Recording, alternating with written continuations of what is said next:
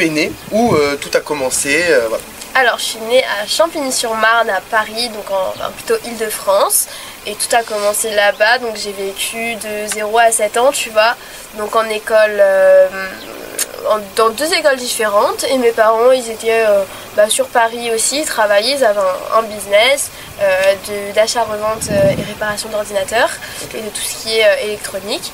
Donc voilà, j'ai vécu une enfance...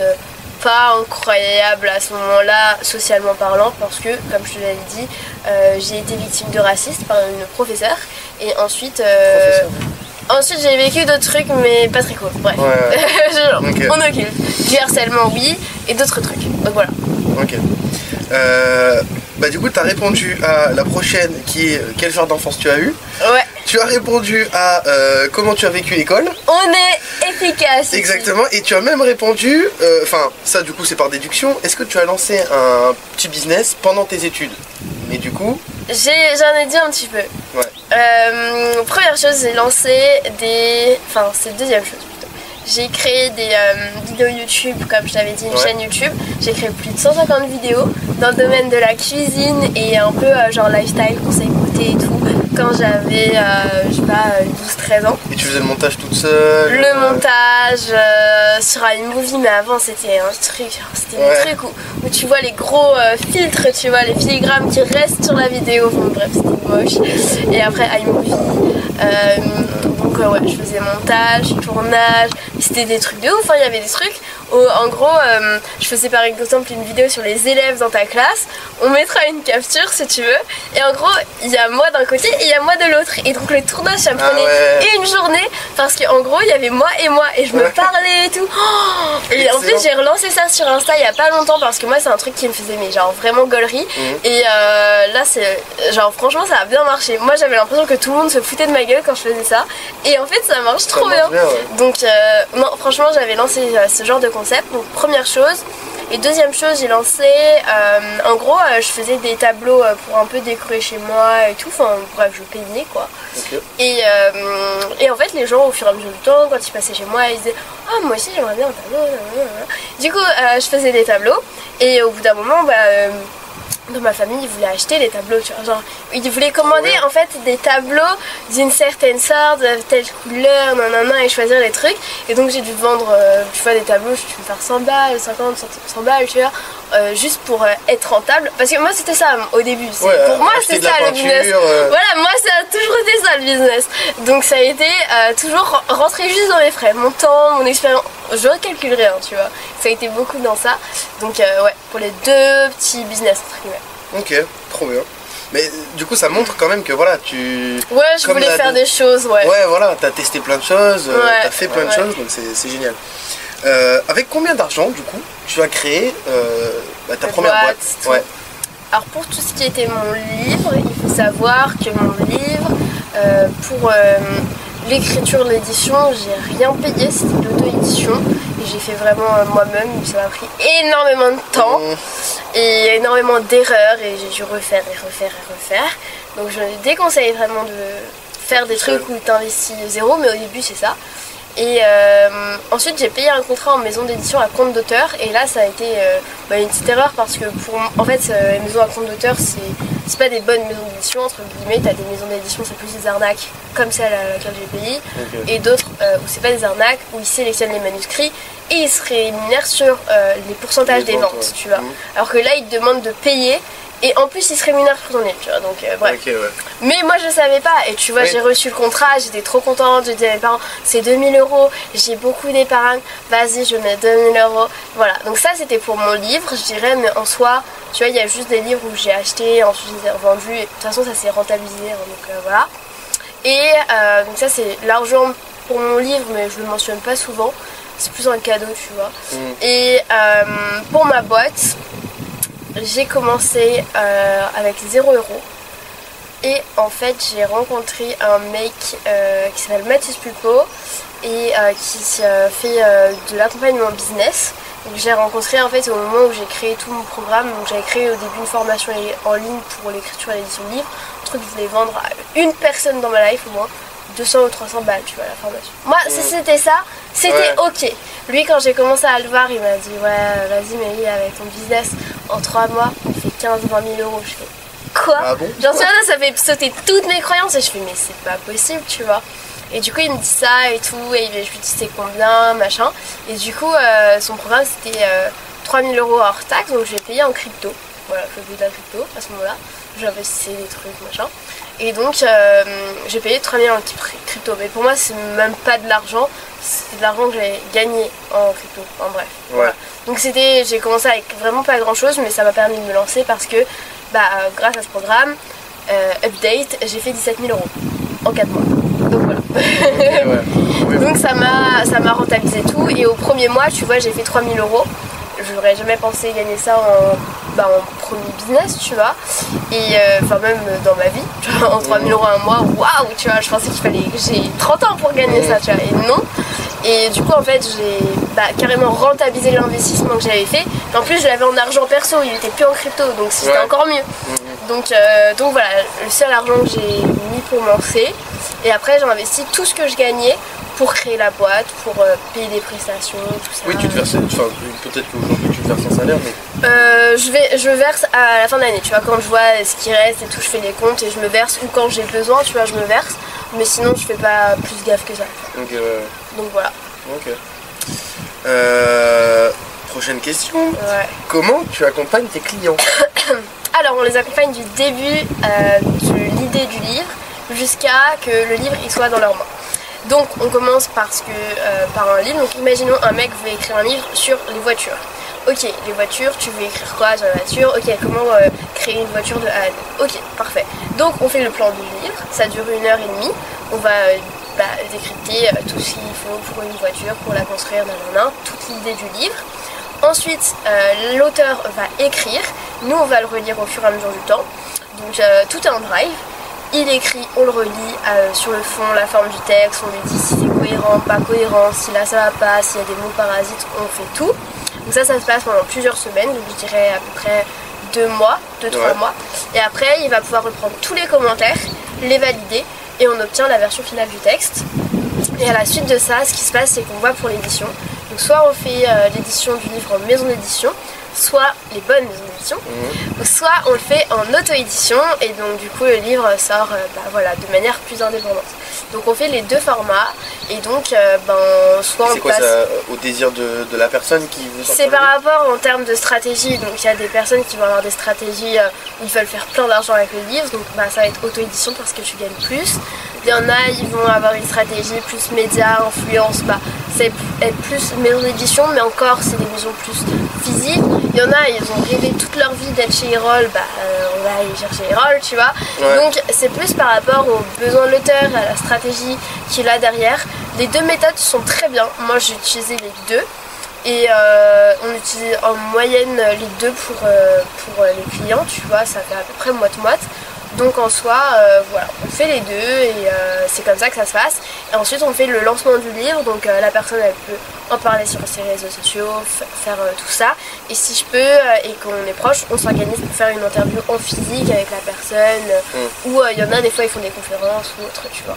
Okay. Donc voilà comment on les accompagne de A à Z, à savoir que aussi, des fois il y a des personnes qui ont déjà écrit leur livre, donc on fait juste une relecture complète du livre et l'édition, enfin juste, c'est quand même un gros truc, tu vois. Et ou sinon, il y en a des fois qui veulent pas écrire, du coup on écrit tout. Mais là c'est plus des personnalités publiques, des entrepreneurs qui ont 5-10 ans dans le domaine, des maisons d'édition aussi avec qui je bosse pour qui on écrit, tu vois. Donc c'est plus une autre qualité de client, entre guillemets. C'est plus du haut de gamme, donc voilà. Ok. Et justement, parce que c'était intéressant, parce que tu nous as, enfin tu m'as dit que tu avais peu confiance en toi, adolescence, etc. Ouais. Et ton premier livre à 16 ans, oui, il parle de quoi? La confiance. Voilà. Je l'ai là, on va le montrer d'ailleurs. Et du coup, voilà, comment tu as fait pour écrire ce livre? Combien de temps ça t'a pris? Et pourquoi ce sujet aussi sur ça. D'ailleurs, petit update, la couverture, elle a été prise en photo juste ici. En fait, c'est là-bas, tu vois, entre les deux arbres ici. Et je l'avais pris de l'île qui est là, tu vois. Ouais. Et donc c'est là entre les deux arbres. Et elle n'est pas retouchée, tu vois, genre les couleurs c'était comme ça. Donc c'est assez fou. Et donc un livre sur la confiance parce que c'est le mot qui revenait souvent dans les livres de développement personnel quand j'ai commencé à lire tout ça. Et je ne savais pas trop ce que c'était tabou pour moi. Et pourtant les gens m'avaient dit oui t'as confiance en toi, non. J'en sais rien, moi je sais pas ce que c'est. Et donc j'avais commencé à me dire, bon, si moi je veux en savoir plus sur la confiance, qu'est-ce que je dois savoir, ceci, cela, j'avais commencé à faire mon plan. Et ensuite j'avais commencé à me laisser guider, à me dire, qu'est-ce que c'est, qu'est-ce qu'on ressent et tout. Et j'avais étudié le sujet comme ça. Et parce que j'avais mangé beaucoup de livres de développement personnel avant. Et du coup j'ai écrit un livre comme ça sur la confiance, en 10 jours. Donc voilà, on peut même montrer un petit peu l'intérieur si tu veux.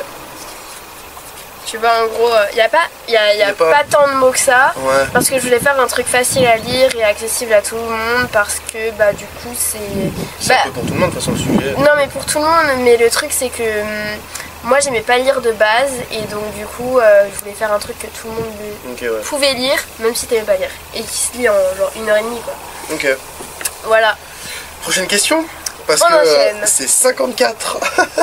C'est quoi ta journée type de travail en tant que chef d'entreprise, en tant que... Oula, ma journée type, je dirais que en gros je me lève vers 8h.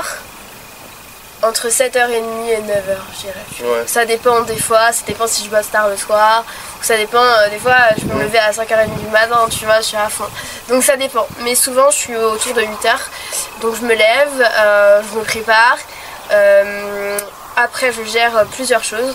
Souvent c'est des grosses tâches en premier, le matin je gère toujours les grosses tâches, ou alors si j'ai des calls équipe, c'est le matin. Si j'ai des stagiaires, si j'ai des personnes, des prestats que je dois avoir, c'est toujours le matin.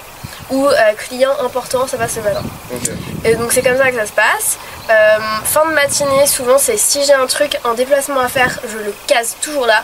Donc un rendez-vous à l'extérieur, ou un aller-retour où je dois aller à tel endroit déposer un truc, ça va être à ce moment-là. Le midi, bon, je mange comme tout le monde, ou alors des fois je suis dans mon truc, je gère des urgences, donc je les gère et je mange à 16h, tu vois. Donc souvent c'est ça. Et l'après-midi, parce que moi je m'endors souvent, enfin tu vois, t'es fatiguée de la matinée, et bien je mets mes calls, comme ça je ne m'endors pas. Donc là les après-midi sont toujours hard, tu vois, de 14h jusqu'à 17h, je suis souvent en call, donc souvent j'en ai 2-3, ou alors des fois j'en ai pas, et donc je fais des tâches beaucoup plus en focus, tu vois. Et donc voilà, et donc je peux gérer de l'immobilier si j'ai des choses à gérer, je peux gérer tout ce qui est mode, je peux gérer les lits, je peux faire des corrections en termes de tâches, ça va être toujours ça. Et le soir, souvent fin de journée, je vais plus au sport, parce que je sais que j'ai plus de call après, donc t'as plus besoin d'être présentable, tu vois. Donc je vais au sport. Et après, je mange souvent après, avant ça dépend, tu vois, comment s'est passée ma journée. Et après le soir, je vais plus faire tout ce qui est création de contenu, si j'ai des trucs à poster à ce moment-là, toutes les tâches plus superficielles, c'est-à-dire les mails, les conversations à gérer et tout ça. Genre je fais vraiment un tri à fond. Et après je coupe, je dirais, souvent j'appelle mes potes aussi le soir, genre vraiment potes au hasard tout le temps. Et après je coupe, je dirais vers 22-23h et je dors. Donc voilà, après il faut savoir que beaucoup de journées sont aussi en déplacement, donc tu vois il y a aussi des trucs de transport, des trucs comme ça. Et donc souvent je fais en sorte d'arriver à l'endroit où je dois aller plus tôt et repartir plus tard pour en fait faire un max de trucs sur place, et je calme mes rendez-vous en déplacement, et en plus je me pose, et dans les pauses justement je fais le travail, les tâches que j'aurais dû faire, etc. Pour éviter de me dire je pars que pour faire le déplacement, et au final ton déplacement il prend 5 heures parce que tu dois aller à Paris ou je sais pas dans quelle ville. Je préfère partir, tu vois, à la journée très tôt et revenir très tard pour caler en fait tout ce que j'ai à faire dans la journée et faire une journée plus normale que d'avoir des déplacements en plein milieu de la journée, tu vois. Donc voilà comment ça se passe dans ma semaine. Et dans la semaine, je fais 1 à 2 journées sans call. Donc je prends aucun appel, sauf mes potes ou des proches, mais pas d'appel business, pas d'appel client, rien. Donc ça c'est vraiment le truc qui m'a permis de couper là depuis 6 mois, je dirais, parce que sinon tu t'arrêtes jamais.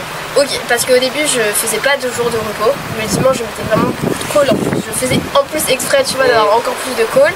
En fait là cette année je coupe et souvent c'est samedi ou dimanche je prends pas de call et comme ça aide beaucoup d'avoir une journée pas de repos mais tu t'organises comme tu veux et tu peux finir certaines tâches beaucoup plus de manière beaucoup plus concentrée quoi. Okay. Est-ce que tu aurais 3 conseils pour écrire un bon livre?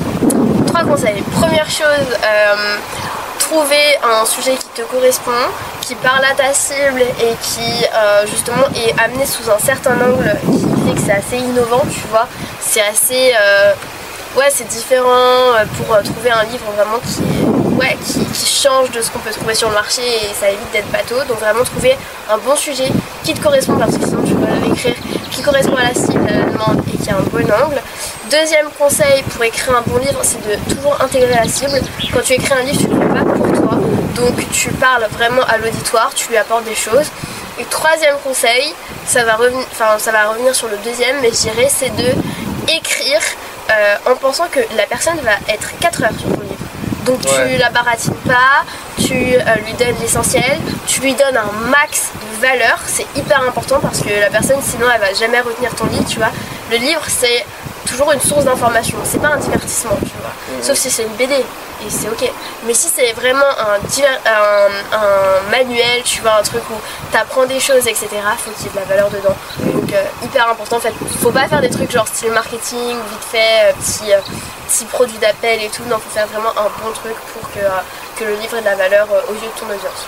Ok. Est-ce que tu as une anecdote, un petit peu drôle à nous raconter, notamment je pense à celle que tu m'as racontée dans la voiture tout à l'heure. Qu'est-ce que je raconte? Bah du coup une autre.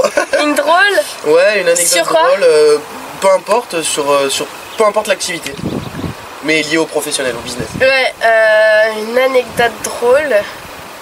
Ça m'est déjà arrivé. Bon ça va être évident, mais ça m'est déjà arrivé que les gens prennent rendez-vous avec moi pour écrire un livre et tout, sauf que le mec veut juste me gérer. Donc ça m'arrive très souvent et il y en a des fois, après c'était, je me souviens c'était mon assistante qui faisait des relances par mail et tout et j'ai reçu des mails de personnes en mode non en fait je m'en fous d'écrire un livre mais moi je voulais juste parler avec lui.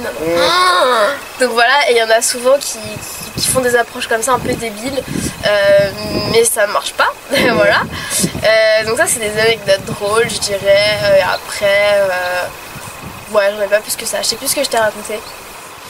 C'était intéressant. Non, c'était par rapport justement à des stagiaires ou oui. Ouais, il y a eu des fois des faux pas, je dirais, où il y a des prestats, des collabs où au début tu le sens et tu te dis ouais pourquoi pas et finalement ça s'arrête et donc ça m'est arrivé de renvoyer des gens en l'espace de 24 heures, tu vois, de faire des mauvais recrutements, de tout ça et voilà, ouais. Okay. Est-ce que tout le monde peut écrire un livre? Je dirais que tout le monde pourrait avoir les capacités si tu te formes, si tout ça, et si tu le veux aussi, si ça te plaît. Dans les faits, en théorie, en pratique, ça se fait, tu vois. Même si certains peuvent être, tu vois, dyslexiques ou avoir des problèmes de concentration ou autre, ça se fait. Mais d'un autre côté, pour moi, c'est important de se dire que quand tu écris un livre, tu sers la culture, tu sers le savoir, et si t'as pas la bonne intention derrière, en fait, pour moi, tu peux pas l'écrire, tu vois. C'est pas parce que ça ne va pas marcher, mais c'est que c'est pas la loi, tu vois. Le but, c'est que tu fasses un livre qui plaise aux autres, que tu sois utile, que tu transmettes des choses. Donc fais-le avec la bonne intention, sinon ça vaut pas le coup de le faire, tu vois. Carrément. Comment tu penses que le métier juste d'auteur sera dans 50 ans? Dans 50 ans? Ouais. Et de toute façon, pour moi, il va y avoir l'IA, c'est sûr, tu vois, moitié, etc.